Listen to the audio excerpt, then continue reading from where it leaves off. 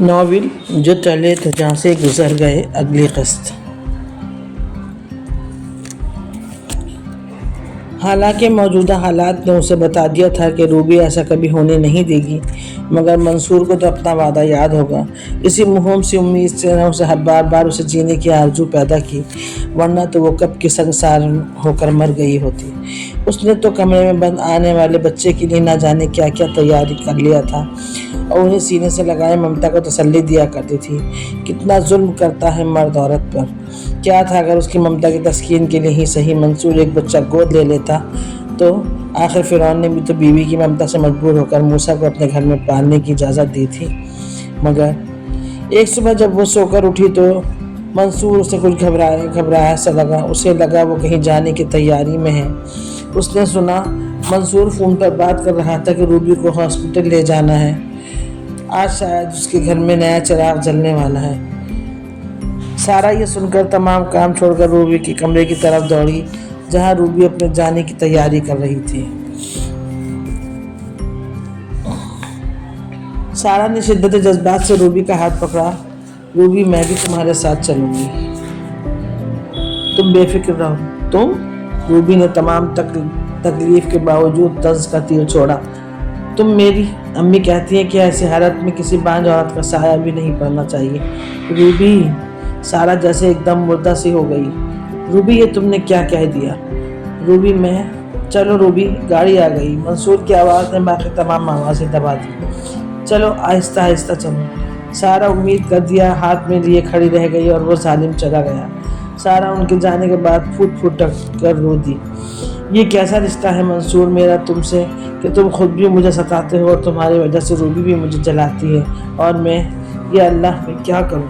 بہت دیر ہونے کے بعد اچانک اس کا دھیان بچے کی طرف چلا گیا۔ کیا ہوا ہوگا ہاسپٹل میں؟ روبی اپنے بیٹے کی ماں بنی ہوگی یا کہ بیٹی کی؟ ان تمام خیالات نے اسے پھر سے اپنے غم سے باہر کر دیا۔ اس کے اندر پھر سے کوئی باہیں پھیلا کر سسکیاں لینے لگا۔ منصور کو گھر سے گئے پورا دن ہو گیا تھا، اور پورا دن سارا بے چین رہی کہ روبی کے یہاں کیا ہوا ہوگا۔ شام کو جب منصور گھر میں گھسا تو سارا نے بڑی بے چینی سے منصور کا منہ دیکھا۔ بیٹا ہوا ہے روبی کے یہاں، منصور نے خود کو مصروف رکھتے ہوئے کہا۔ اور ہاں، روبی کے لیے سوپ بنا دو چکن کا، میں کھانا لے کر جاؤں گا۔ بیٹے کی خبر سن کر سارا خوشی سے جھوم اٹھی۔ سب سے پہلے اس نے شکرانے ادا کیے، پھر کچن میں چلی گئی۔ روبی کو آج گھر واپس آنا تھا۔ 4 دن بعد وہ واپس آ رہی تھی۔ سارا نے اس کے کمرے کی اچھی طرح صفائی کی، ایک چھوٹا سا بستر اس کے بیڈ پر لگا دیا۔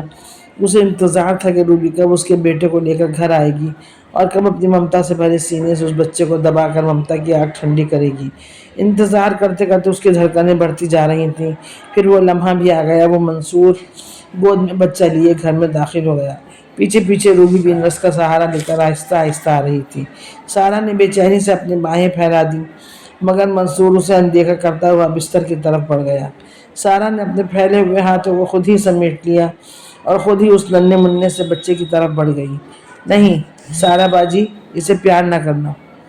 روبی کی آواز نے اسے جھکے ہوئے منہ اور ترسے ہوئے ہونٹوں کو وہیں روک دیا۔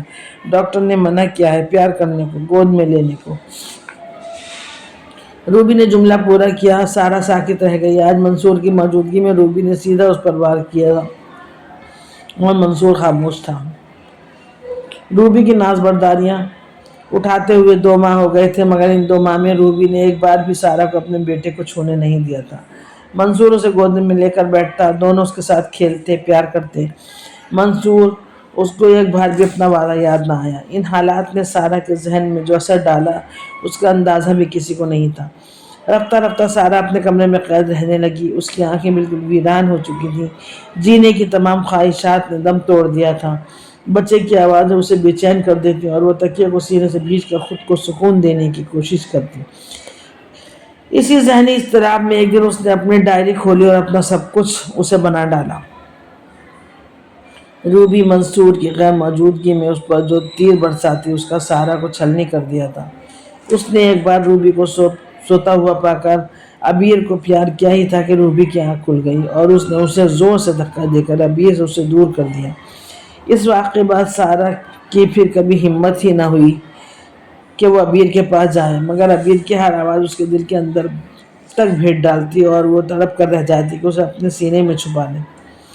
روبی کے کاٹدار جملے جن میں بانجھ، نامرد، نامراد عورت، شوہر کو پلو سے باندھ کر نہ رکھ پانے والی ناکام عورت جیسے زہریلے الفاظ اسے بالکل بیکار کر دیا تھا۔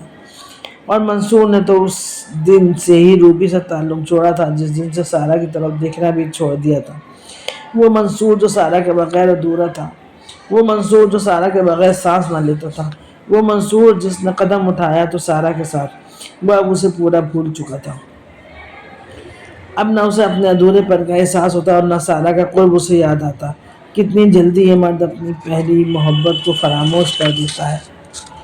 کیسے بھول گیا وہ چمکدار سخت دن کی تپش جن سے پریشان ہو کر سارا کی لمبی زلفوں کے زیر سایہ رات میں تبدیل کیا کرتا۔ وہ سارا کے بغیر ایک کروٹ بھی نہیں لیتا تھا۔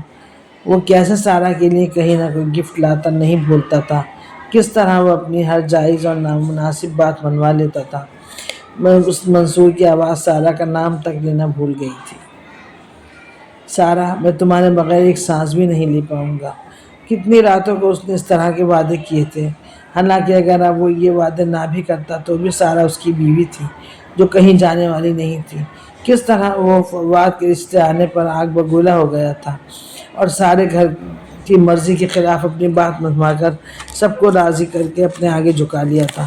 یہ تمام عمر کی رفاقتیں ہر رات سارا کے وجود کو سنگسار کرتی اور ہر رات اس کے لہو کا قطرہ قطرہ نچڑ جاتا اور ہر رات اپنے زخموں پر آنسو کے مرہم لگانے کی کوشش کرتی اور اپنے ماں بابا کی یادوں سے اپنے دکھ کو ہلکا کرنے کی کوشش میں اگلی صبح کا سورج دیکھ لیتی۔ مگر منصور، اس نے تو اس درد کو کبھی جاننے کی کوشش ہی نہ کی کہ کل کائنات تو اب اس کی روبی اور ابیر ہی تھا۔